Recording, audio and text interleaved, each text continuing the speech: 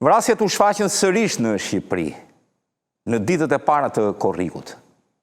E ato që ndodhen ishin në mes të natës, atëherë kur nuk ka kalimtar, ku provat mund të lihen të pakta dhe mbi të gjitha zonat kanë qenë rurale.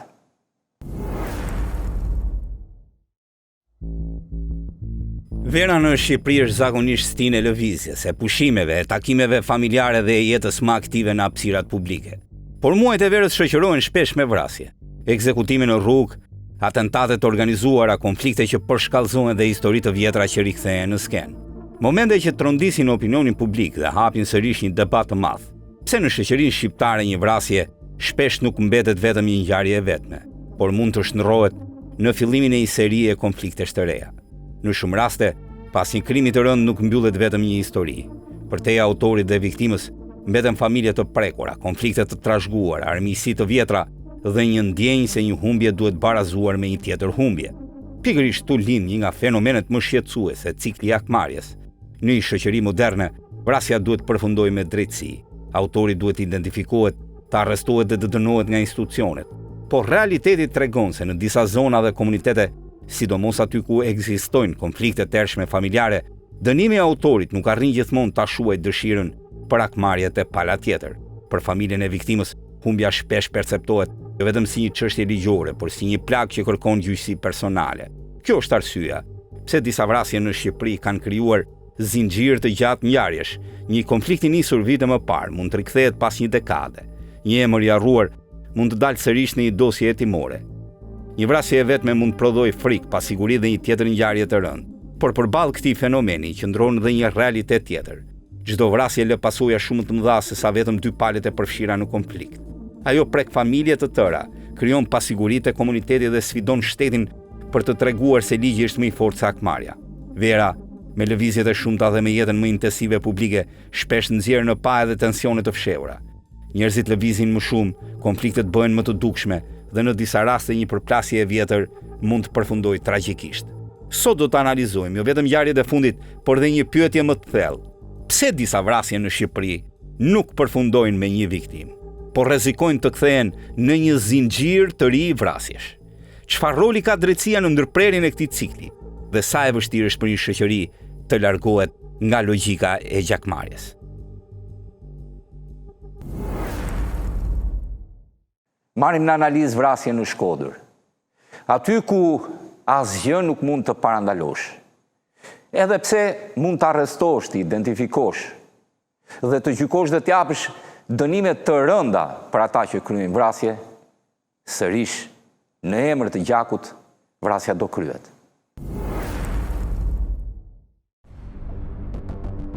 Korrik 2026, aksi rrugor Prekalkir. Një kalimtar i rastishëm konstaton një automjet me një viktimë brenda dhe ka njoftuar menjëherë policinë. Pasi shkon në vendin e ngjarjes, policia ngre një skenë hipotetike pasuar edhe në provat që gjeti në vendngjarje. Autorët i kanë zënë prit 40 vjeçarit dhe kanë qelluar me breshëri automatiku duke i shkaktuar vdekjen në vend. Aleksandr Koçeku, viktima, lëvizte me kujdes për shkak të një konflikti të vjetër për gjakmarrje dhe prej vitesh punonte në një furrë buke.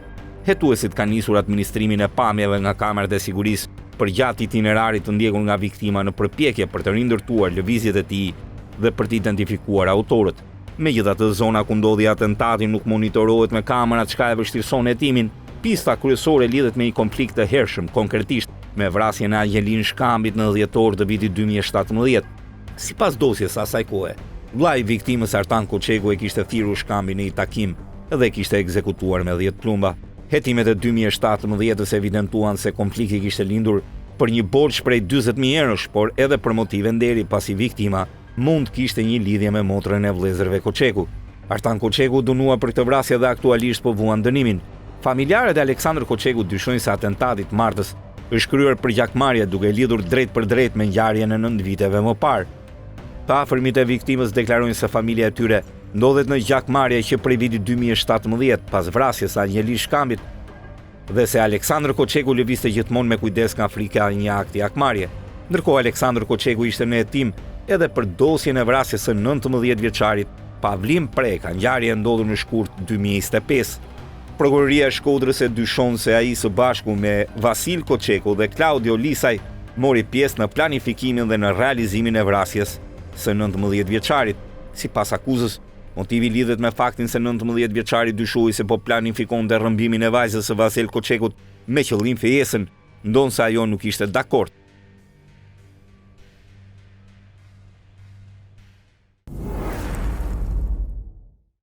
Kjo është tipikisht nga ato vrasje ku informacioni më shpejt shpërndahet në familjarë dhe rrethin e ngushtë miqësor se sa në organet e policisë.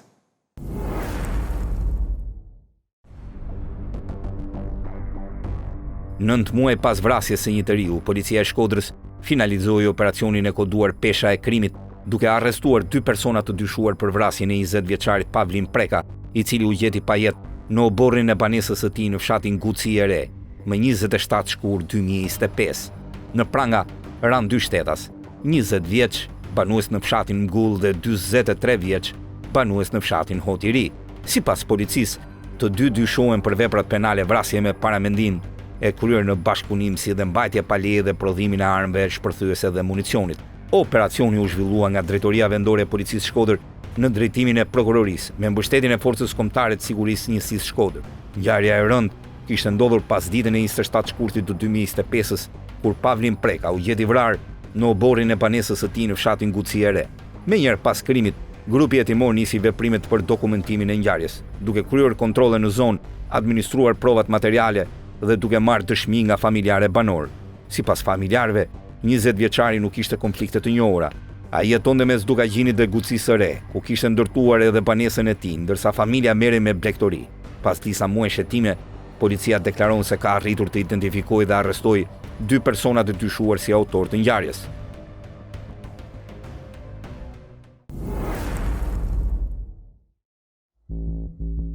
(17 dhjetor 2017 Shkodër), vritet Angelin Shkambi. Artan Koçeku, i arrestuar 3 ditë pas vrasjes në atë periudhë, kishte përfituar lejet përkohshme nga burgu i Peqinit e kishte kontaktuar viktimën përmes rrjeteve sociale duke i propozuar një takim për kafe.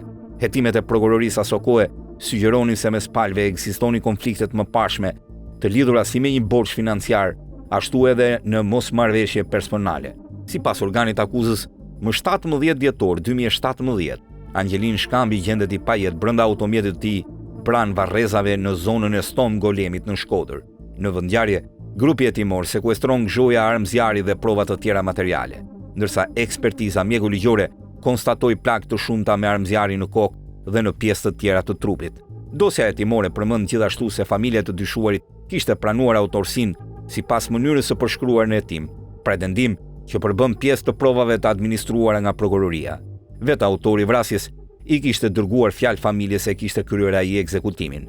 Pas arrestimit në Shkodër, policia deklaroi se i sekuestroi edhe pistoletën pa leje me të cilën kishte kryer vrasjen. Ai mori dënim kapital.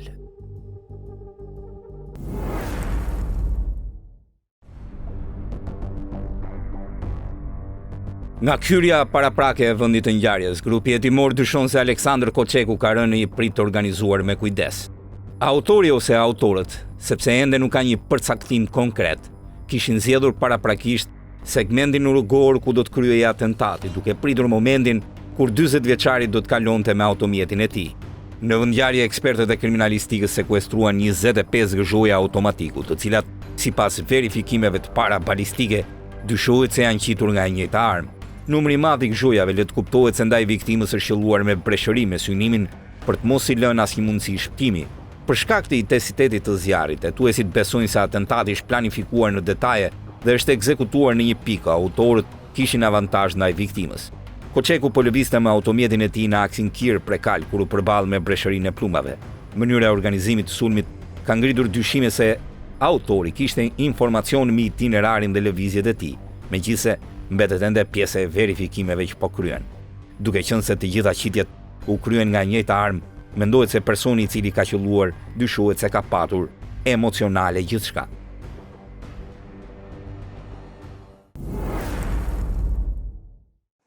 Pa ka gjas ndonjëherë që gjaqet në Shkodër të mbyllen. Edhe pse çuditërisht, aty nuk mbyllen më në shtëpi, sipas zakoneve të kanunit.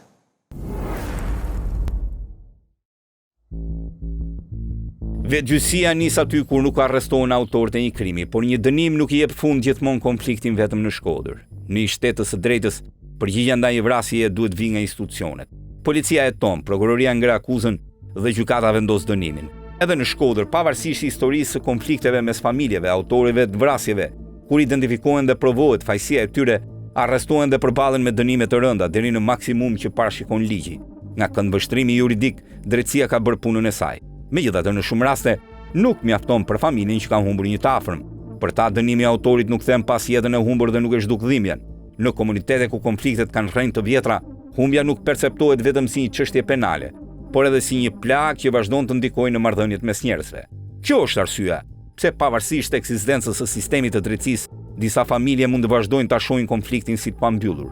Në vend që ta konsiderojnë dënimin si fundin e çështjes, ato mund të mbeten të përqendruara te ideja e akmarrjes. Kjo është një mekanizëm që është studiuar edhe nga sociologjia dhe kriminologjia. Në konflikte të gjata, ndëshkimi ligjor jo gjithmonë arrin ta ndërpresë ciklin e armiqësisë mes familjeve. Pikërisht këtu qëndron sfida më e madhe për shtetin. Nuk mjafton vetëm arrestimi dhe dënimi i autorit.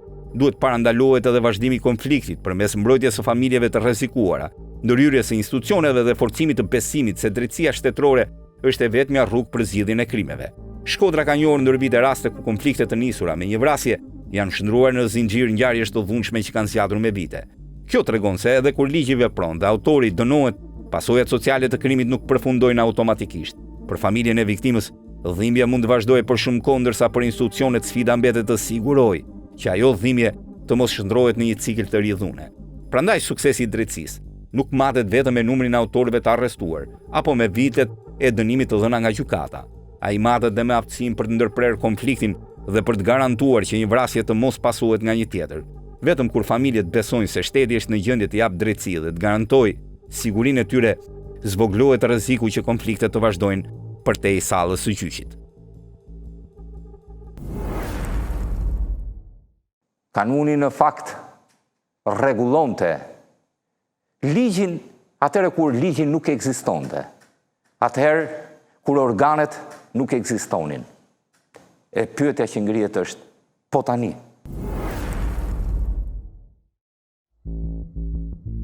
Zbardhja e një vrasje në Shqipëri është një sfidë e madhe për çdo grup hetimor, por vështirësia rritet ndjeshëm kur ngjarja ndodh në zona rurale, malore dhe me qarkullim të kufizuar. Rasti i atentatit në aksin Prekal-Kir në zonën e Shkodrës është një shembull tipik i një skene krimi ku mungesa e infrastrukturës, së monitorimit dhe terreni i vështirë mund ta komplikojnë ndjeshën e hetimin. Sipas raportimeve, viktima u gjeti vrarë brenda një automjeti në këtë aks rrugor dhe policia ngriti grup hetimor për administrimin e provave dhe identifikimin e autorëve. Në qytete të mëdha një atentat shpesh lë pas një gjurmë të gjëre elektronike, kamera sigurie në rrugë, biznese, pallate, semafor, kamera automjetësh dhe dëshmi nga shumë kalimtar. Në një zonë rurale malore kjo panoramë ndryshon. Një autor mund të përshkojë kilometra rrugë pa u regjistruar nga asnjë aparat, ndërsa lëvizja e tij mund të mbështetet vetëm te gjurmët fizike, dëshmitarët e mundshëm dhe analizat të hollësishme të itinerarit. Aksi Prekal-Kir ka karakteristika që e bëjnë një hetim më kompleks, terren malor, segmente të izoluara, rrugë me qarkullim të kufizuar. Të dhënat e institucioneve lokale aty për këtë aks kanë evidentuar për vite probleme me infrastrukturën dhe vështirësitë qarkullimit në segmente të caktuara, element që ndikojnë edhe në kontrollin dhe në monitorimin e zonës.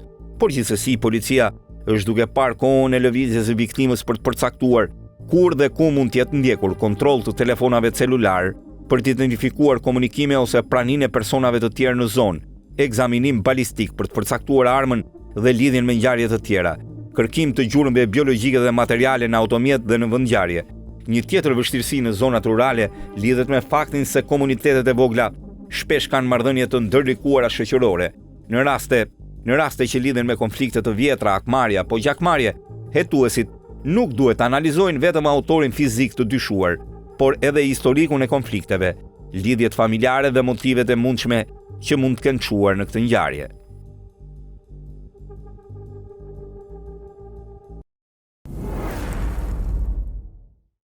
Shkojmë tek vrasja tjetër, e kryer në Vorë në qytetin e Tiranës.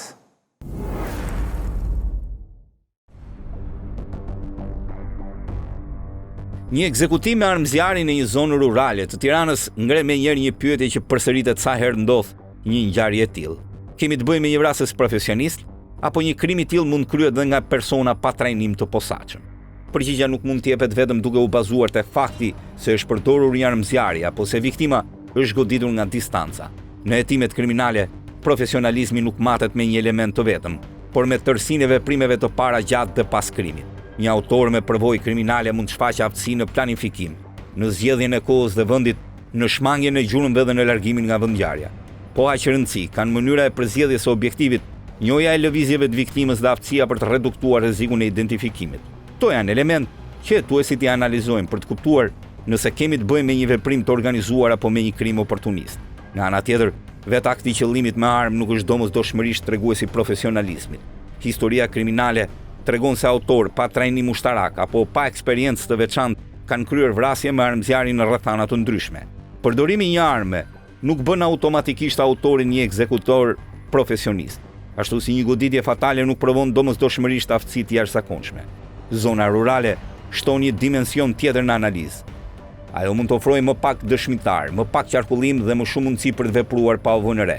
Megjithatë, këto karakteristika nuk janë prove profesionalizmit të autorit. Ato janë thjesht faktorë mjedisor që mund të ndikojnë në mënyrën se si zhvillohet një ngjarje kriminale. Edhe një autori pa përvojë me një armë me precizion të lartë mund të kryejë një ekzekutim të tillë.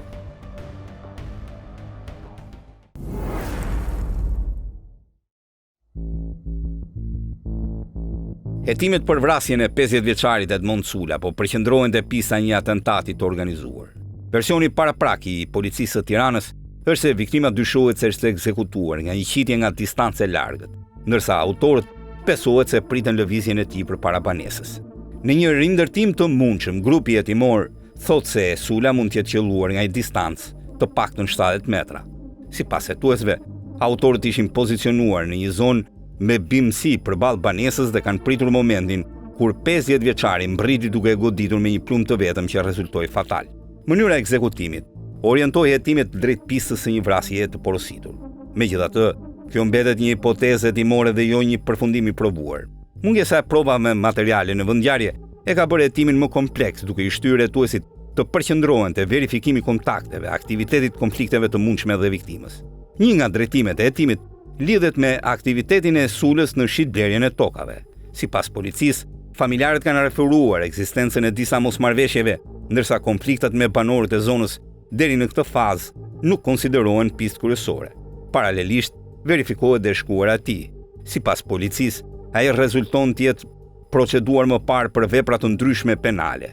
Gjithashtu në vitin 2019 ishte arrestuar për moskallëzim krimi, pasi dyshohet se kishte dieni për një vrasje të ndodhur në rrugën Myslimshyri, por nuk dëshmoi. Hetimet janë shtrirë dhe jashtë vendit. Autoritetet po kërkojnë informacion për të verifikuar nëse ka patur lidhje me veprimtari kriminale jashtë Shqipërisë, përfshirë dyshime që lidhen me trafikun e lëndëve narkotike. Edhe ky mbetet një drejtim hetimi dhe jo një fakt i provuar. Një tjetër fokus i grupit hetimor është rrethi shoqëror i viktimës. Sipas burimeve policore, po analizohen kontaktet me personat me precedent penal. Deri tani dihen që janë 2 autor, por motivi i krimit mbetet i paqartë. Me provat kufizuara në vendngjarje, hetimi po mbështetet vetëm në analizat e pistave operative dhe të profilit të viktimës. Nëse këto dyshime do të mbështeteshin në prova të mjaftueshme, vetëm atëherë do të kishim një drejtim të hetimit. Nëse këto dyshime do të mbështeten me prova të mjaftueshme apo do të çojnë në një drejtim tjetër të hetimit, mbetet të përcaktohet nga ecuria e procedurave dhe rezultatet e hetimit që po vijon. Viktima kishte më shumë se 20 procedime penale. E 20 të tilla do të thonë aq shumë konflikte me persona të ndryshëm. Aq sa në këtë moment nuk mund të kesh një motiv të qartë se cili e donte vrasjen e tij.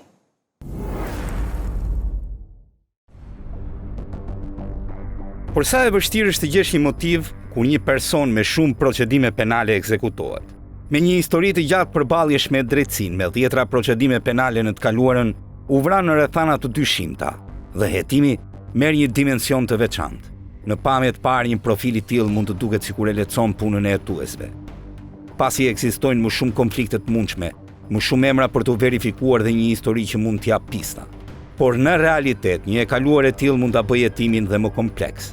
Një person me shumë konflikte, borxhe, përplasje apo përfshirje të mëparshme në ngjarje kriminale mund të ketë një numër të madh personash që mund të kenë patur motive kundër atij.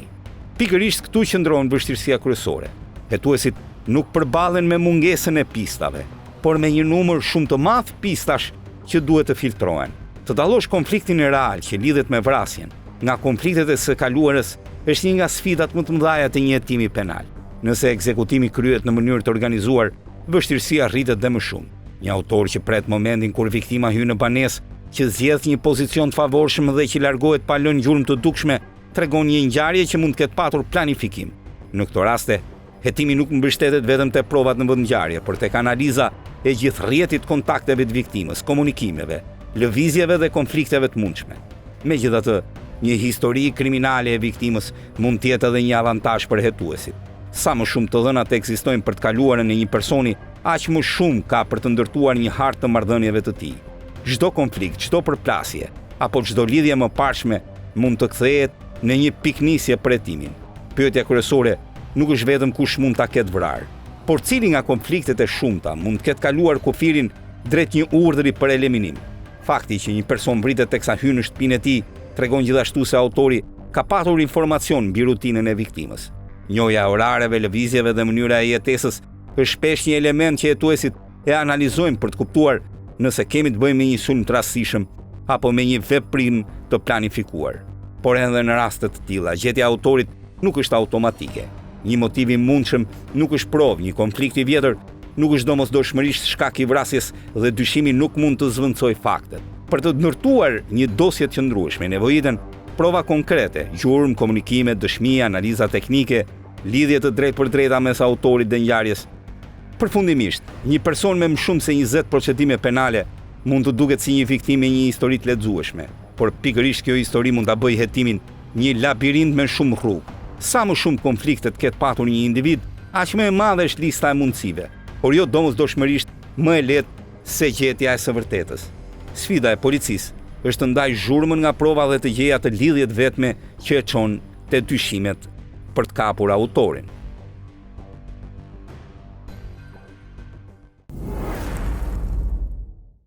Personi që ekzekutoi qelloi 2 herë, edhe pse e shtëna e parë e ka arritur objektivin.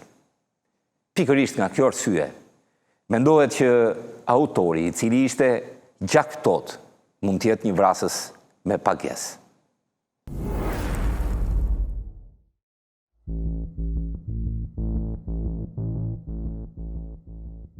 Çdo verë kur raportohen vrasja apo atentate të bujshme, linte e njëjta pyetje. A është rastësi apo stina ndikon realisht në rritjen e krimeve të rënda? Një nga shpjegimet më të thjeshta lidhet me kozgjatjen e ditës. Gjatë muajve të verës, drita zgjat më shumë dhe njerëzit kalojnë më tepër kohë jashtë shtëpisë. Aktiviteti vazhdon deri në orët e vona të mbrëmjes. Bizneset qëndrojnë hapur më gjatë, rrugët janë më të frekuentuara dhe lëvizjet bëhen më të shpeshta. Në këtë mënyrë, edhe personat që mund të jenë objektivi një sulmi ekspozohen për më shumë orë gjatë ditës. Pikërisht, kjo krijon më shumë mundësi për autorët e krimit. Nëse një person që gjatë dimrit mund të lëviz vetëm pak orë në ditë, gjatë verës ai mund të jetë në qarkullim për më shumë dhe më tepër kohë. Kjo do të thotë se edhe dritarja kohore në dispozicion të autorëve për të vëzhguar rutinën, për të ndjekur objektivin dhe për të zgjedhur momentin e sulmit bëhet më e madhe. Në shumë raste, atentatet nuk kryhen në mënyrë spontane, ato kërkojnë vëzhgim, durim dhe zgjedhjen e një momenti kur objektivi është i ekspozuar dhe autorët kanë mundësi të largohen. Sa më gjatë jetë dita, aq më i madh është dhe intervali kohor për të realizuar këtë planifikim. Vera sjell edhe një rritje të lëvizjes së përgjithshme. Pushimet, aktivitetet në natyrë, udhëtimet dhe kthimi e emigrantëve bëjnë që rrugët dhe qytetet të jenë më të gjalla. Në këtë fluks lëvizjesh, një automjet apo një person që ndjek dikë mund të tërheqë më pak vëmendje se sa në një ditë dimri kur qarkullimi është më i kufizuar. Megjithatë, ky nuk është faktori vetëm. Krimet e rënda janë zakonisht rezultati konflikteve të mëparshme, motiveve kriminale ose akmarrjeve që mund të jenë planifikuar prekosh. Stina nuk krijon motivin e krimit. Ajo mund krijojë kushte që e bëjnë më të lehtë zgjedhjen e momentit për ta kryer atë. Për këtë arsye, lidhja mes verës dhe numrit të lartë të vrasjeve nuk duhet parë si një marrëdhënie shkak pasojë drejt për drejt. Është më saktë thuhet se vera në ditët e saj më të gjata dhe ritmin më intensiv të jetës mund të rrisë mundësinë operative për vrasësit me pagesë që kanë marrë tashmë vendimin për të goditur. Në fund, nuk është vera që e prodhon krimin. Ajo mund të ndryshojë rrethanat në të cilat një krim realizohet, duke i dhënë autorëve më shumë kohë, më shumë lëvizshmëri dhe më shumë mundësi për gjetur momentin që ata e konsiderojnë më të favorshëm.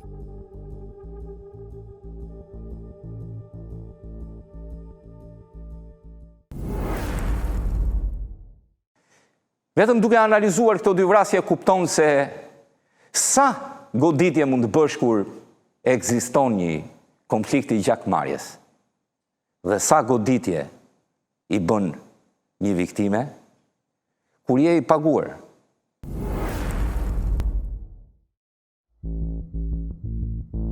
Dy vrasjet e ndodhura nxjerrin vetë detajet për mënyrat se si janë kryer.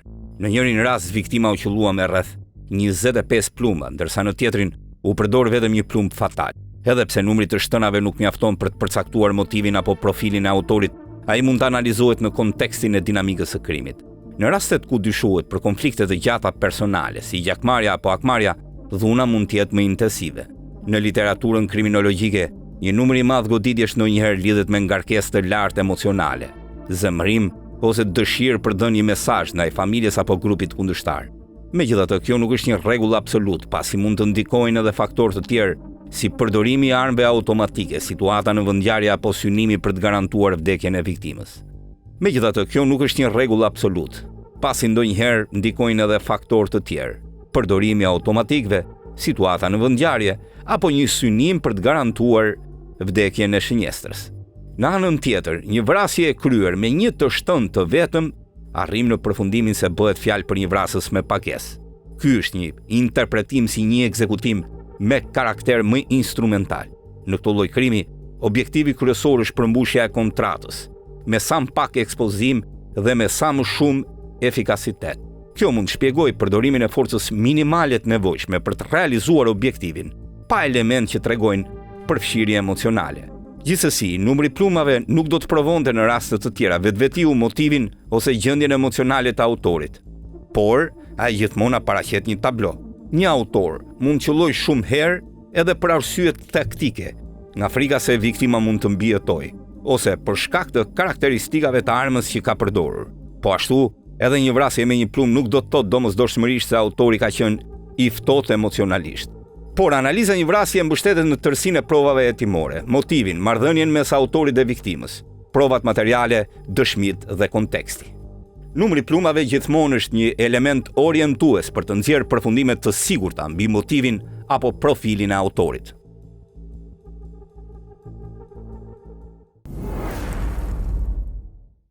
Të dyja vrasjet janë pa autor, por policia thotë se është çështje kohe për t'i identifikuar personat që i kryen. Edhe pse duhet thënë se provat e lëna në të dyja vendngjarjet janë jashtëzakonisht të pakta.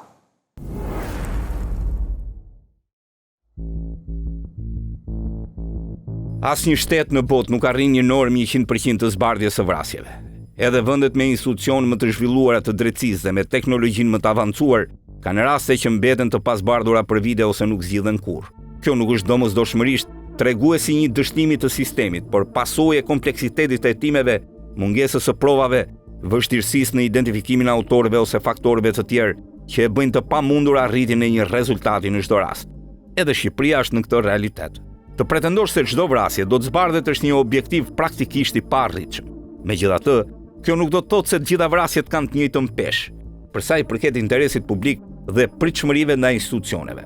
Vrasjet që ndodhin në ambiente publike, në mes të qytetarëve, afër shkollave, lokaleve apo zonave të banuara, kanë një ndikim shumë të madh se sa humbja tragjike e një jete. Ato krijojnë pasiguri, cënojnë ndjenjën e sigurisë së qytetarëve dhe japin përshtypje se autorët mund veprojnë pa frikë nga ligji. Pikërisht për këtë arsye, këto ngjarje duhet të trajtohen si prioritete absolute nga organet ligjzbatuese. Në këtë rast, pritshmëria publike nuk është thjesht që të gjendet autori, por që shteti të japë një përgjigje të shpejtë dhe bindëse. Zbardhja e një vrasje të kryer në publik nuk ka vetëm funksion dëshkues. Ajo ka dhe një funksion parandalues dhe rikthem besimin se institucionet janë në gjendje të garantojnë rendin dhe sigurinë.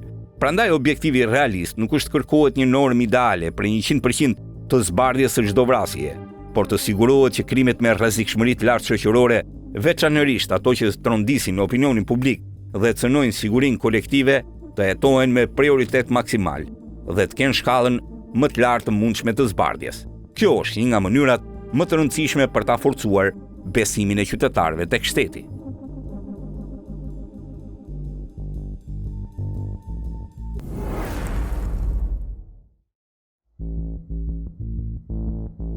Mediat britanike këtë javë janë marrë gjatë me ekzekutimin e një 28 vjeçar shqiptar në Leicester në Britaninë e Madhe.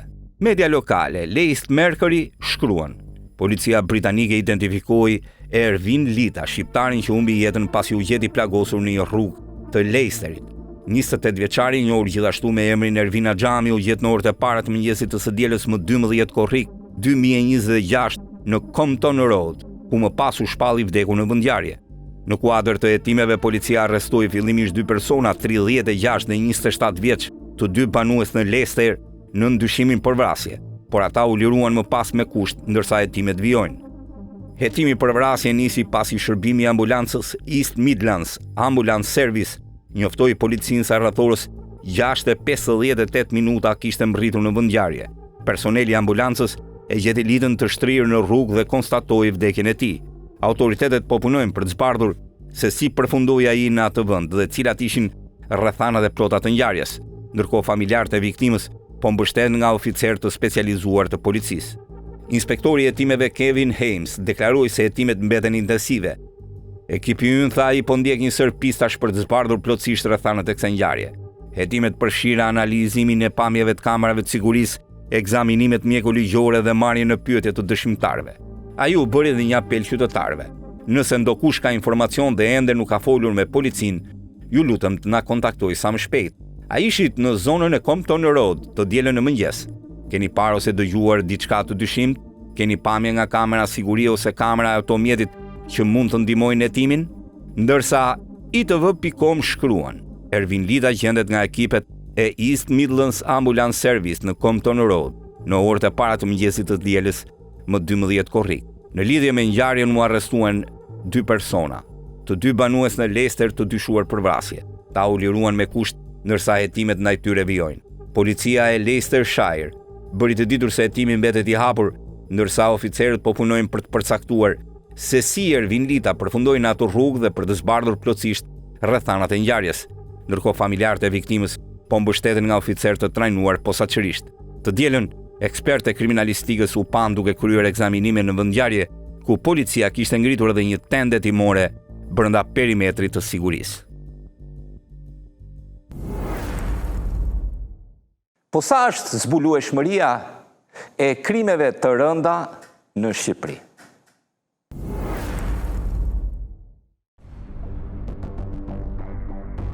Në kriminologji, vrasja konsiderohet krimi me zbulueshmërinë më të lartë në të gjitha veprat penale.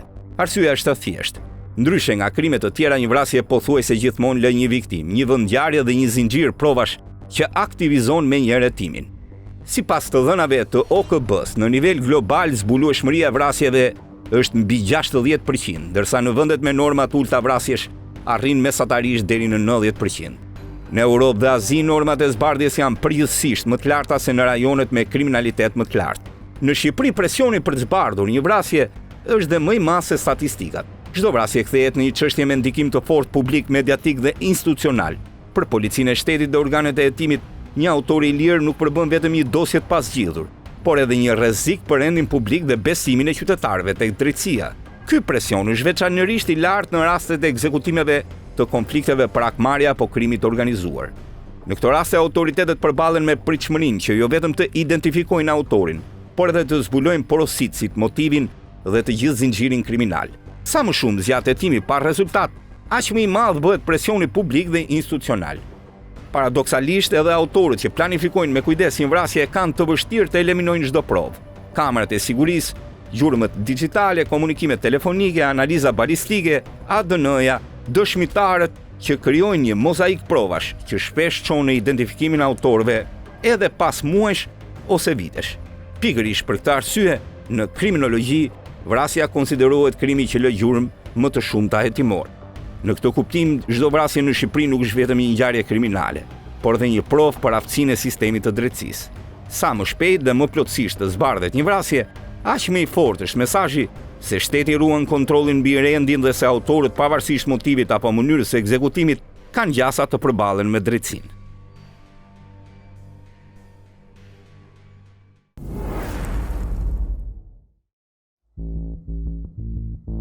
Miratimi i amnistisë penale dhe lirimi dhjetrave të dënuar nga burgjet solli reagime të ndryshme në opinionin publik.